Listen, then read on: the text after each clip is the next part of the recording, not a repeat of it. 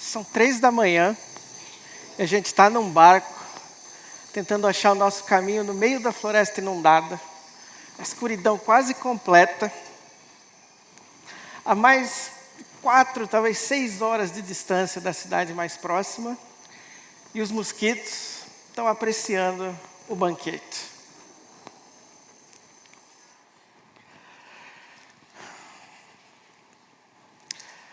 O motivo de eu estar dentro dessa floresta é muito importante. Nós estamos tentando entender como é que as florestas inundáveis da Amazônia estão sendo afetadas pela crise climática. E tudo que é relativo à Amazônia é fascinante. Mas essas florestas talvez sejam as florestas mais interessantes de que vocês já ouviram falar. Nas áreas úmidas da Amazônia, existe um fenômeno que ocorre todo ano chamado de pulso de inundação. E, numa duração de 6 meses, esses ambientes vão sair de uma situação de um ambiente terrestre para uma inundação que pode chegar a 12 metros, que é 2 vezes a altura desse teto. E a maioria das árvores jamais seria capaz de sobreviver a um ambiente como esse. Mas essas árvores são especiais. Desde os vasos microscópicos que carregam a água das raízes até as folhas, até a própria forma dessas árvores e como elas crescem, tudo isso reflete adaptações para sobreviver à inundação que aconteceram ao longo de milhões de anos. São árvores que conseguem respirar pelo tronco para levar oxigênio para as raízes. E até as sementes que são dispersadas pela água, quando elas germinam, elas têm que sobreviver não só a vários anos de inundação e submersão, mas ao soterramento dos sedimentos que são trazidos pela água dos Andes. É um desafio enorme. E os animais dessas florestas também se adaptaram a esse pulso de inundação. O muboto amazônico, que é o único golfinho que consegue dobrar o corpo lateralmente para conseguir nadar por entre as árvores. Ou o pirarucu, um dos maiores peixes de água doce do mundo, que só cresce e chega a esse tamanho porque ele é nutrido pelos recursos da floresta. E tem também o exemplo da formiga taxi, que cria uma relação muito próxima com uma espécie de árvore desses ambientes e defende essas árvores com unhas e dentes. Adivinha como eu sei disso?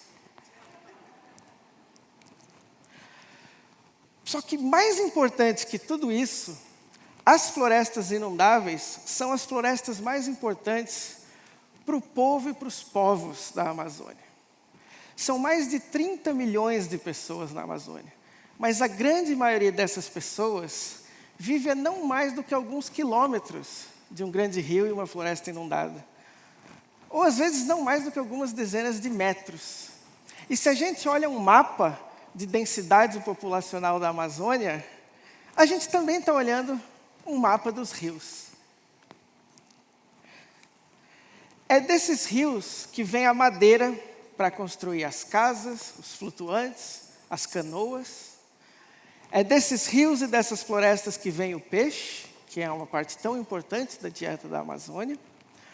E são esses rios que conectam esses 30 milhões de pessoas, unindo 7 países e mais de 25 mil quilômetros. Os rios da Amazônia são as veias por onde corre a vida amazônica. Uma coisa que me preocupa é que no discurso sobre a conservação e proteção da Amazônia, sempre se fala muito das florestas terrestres, remotas, distantes, que sim, sem dúvida, são essenciais para a manutenção do clima global e da biodiversidade. Mas nesse debate, às vezes os governantes e os próprios cientistas acabam esquecendo dessas outras florestas que estão logo ali no quintal e que acabam sendo tão importantes para a vida de quem está na Amazônia. E esse esquecimento pode ser problemático, justamente porque a maior força desses ambientes é também a sua fraqueza. Para sobreviver ao pulso de inundação, o maior segredo é a regularidade. As plantas, os animais e as pessoas aprendem quando essa inundação vai chegar e como ela vai ser. E aí podem se adaptar a isso. Só que com as mudanças climáticas, esse pulso de inundação está ficando cada vez mais errático e mais extremo. Esse ano, nós tivemos uma das secas mais extremas, né, do registro histórico, que veio na sequência de uma das secas mais extremas do registro histórico, no ano passado, que veio na sequência de uma seca que já foi bastante intensa em 2022. Alguns cientistas têm estudado isso e mostrado que, se a gente considerar tanto eventos de seca extrema como de cheia e inundação extrema, a gente pode esperar um evento extremo na Amazônia a cada 2 anos. E se essa é a frequência, será que esses eventos são realmente extremos? Ou será que esse é o novo normal da Amazônia, para o qual a gente ainda não está preparado?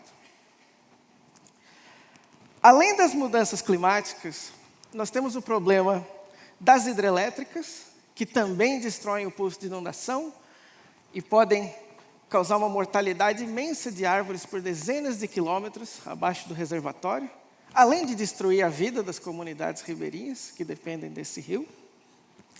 E, assim como as florestas de terra firme, as florestas inundáveis também estão ameaçadas pelos mesmos problemas, como desflorestamento e o aumento de temperatura. Então, na minha opinião, as florestas inundáveis talvez sejam o ecossistema mais vulnerável da Amazônia. E é por isso que essa falta de atenção e de conhecimento sobre essas florestas me preocupa tanto. Em 2022, eu tive a chance de me juntar ao programa Planeta Perpétuo, que foi organizado pela National Geographic Society, com o apoio da Rolex, e que juntou 7 times de cientistas, a maioria sul-americanos, para tentar entender como é que a Amazônia se conecta, desde as geleiras dos Andes até os manguezais da Foz do Amazonas, por um elemento, que é a água. Junto com a minha parceira, Júlia Tavares, e um time incrível de cientistas que a gente montou, composto principalmente de mulheres amazônidas, nós estamos estudando as florestas inundáveis da Reserva de Desenvolvimento Sustentável Mamirauá. Nós estamos olhando um gradiente de florestas com diferentes durações de inundação e olhando como que a duração da inundação afeta a composição das espécies e a maneira como elas sobrevivem à inundação, a gente consegue ter uma ideia do que pode acontecer com a floresta se a gente muda a duração dessa inundação. Isso às vezes envolve, ou sempre envolve, grandes desafios, como, por exemplo, ter que escalar árvores de madrugada para medir o conteúdo de água das folhas lá do topo das árvores. Esse trabalho só é possível com muita colaboração. Por exemplo, os nossos parceiros do Instituto de Desenvolvimento Mamirauá, que lutam incessantemente para manter uma das melhores equipes científicas e infraestruturas de pesquisa em toda a Amazônia. Dependemos das especialidades da nossa equipe, por exemplo, Martim e Adriano, que são os nossos escaladores profissionais, que saem lá do Acre para vir subir árvores de 40 metros à noite, e que, quando a gente se deu conta na nossa última expedição durante a cheia, que a gente não ia conseguir ler as placas que identificam as árvores, porque elas estavam debaixo d'água, lembraram quais foram as árvores que eles escalaram 2 anos atrás na nossa expedição durante a seca. E, principalmente, a gente depende dos saberes e da vivência das comunidades ribeirinhas. Gente como Erivan, Mário, Jailson, Jonei, que conseguem identificar centenas de espécies de árvores, que navegam os igarapés como a gente navega as ruas das cidades, que sabem o nome e a localização dos nossos locais de estudo de cabeça, sem nunca precisar olhar um GPS, e que às vezes, quando a gente passa 15 minutos tentando achar uma árvore, olham para a gente, dão uma risada e falam: ah, a árvore 1452 estava ali, mas ela morreu ano passado, por isso que vocês não estão achando. Esse tipo de conhecimento tão profundo é algo que vem com uma vivência de muitas gerações na Amazônia. Eu me apaixonei pela Amazônia há 20 anos atrás, mas eu não sou amazônida. E eu sei que eu nunca vou conseguir ter essa conexão tão profunda e esse entendimento dessas florestas. Uma coisa que eu sei bem é usar tecnologia.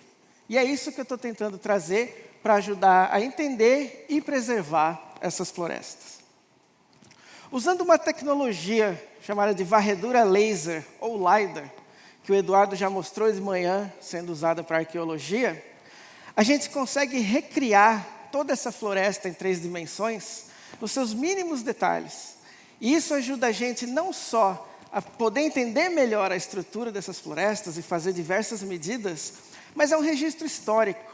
É uma memória exatamente como essa floresta estava naquele momento e que a gente vai poder acompanhar ao longo do tempo e voltar atrás e ver, olha, essa floresta estava assim.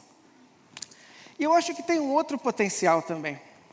Talvez usando tecnologias como realidade virtual, a gente sabe que a maioria das pessoas, mesmo no Brasil, nunca vai ter o privilégio de conhecer a Amazônia. Mas talvez a gente possa usar isso para levar a Amazônia até as pessoas. E para repetir uma frase que muita gente ainda vai falar, tenho certeza hoje e amanhã, a gente sabe que quem conhece, cuida. O nosso trabalho está apenas começando.